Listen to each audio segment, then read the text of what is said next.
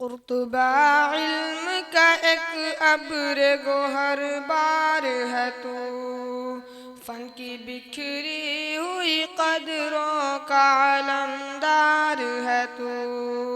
قرطبہ علم کا ایک ابر گوہر بار ہے تو، فن کی بکھری ہوئی قدروں کا علمدار ہے تو۔ اس مجلس کی آخری کڑی مکالمہ پیش کرنے کے لیے میں فہیم اور حسان کو دعوت دیتا ہوں کہ وہ آئیں اور مکالمہ پیش کریں۔ السلام علیکم ورحمۃ اللہ وبرکاتہ۔ وعلیکم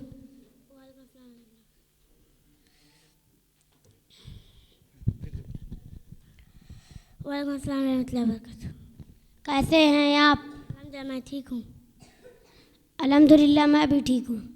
آپ نے سنا ہے کہ ہمارے گاؤں کنارے پر بچوں کے لیے ایک دینی مدرسہ قائم کیا گیا ہے؟ جی ہاں، میں نے بھی اس کے بارے میں سنا۔ اس مدرسے قائم کرنے کا مقصد کیا ہے؟ اس کے کئی مقاصد ہو سکتے ہیں۔ پہلا تو یہ ہوگا کہ بچے اخلاقی تعلیم حاصل کریں گے، جو کہ ہمارے معاشرے کی بہت بڑی ضرورت ہے۔ جی بالکل، کیونکہ اخلاق کے عائد بغیر تعلیم کے مکمل نہیں ہو سکتے۔ دوسرے الفاظ میں یہ کہا جائے کہ یہ مدرسہ بچوں کو بہتر انسان بنانے میں مدد فراہم کریں گے۔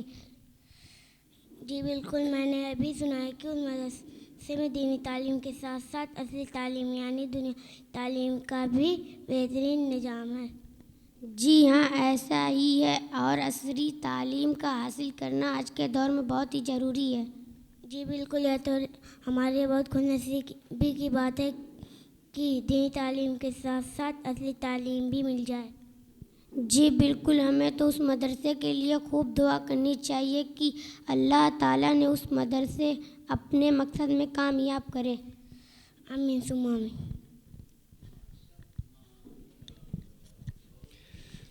شکراً، جزاکم اللہ خیر و احسن الجزاء و بارک اللہ فیک۔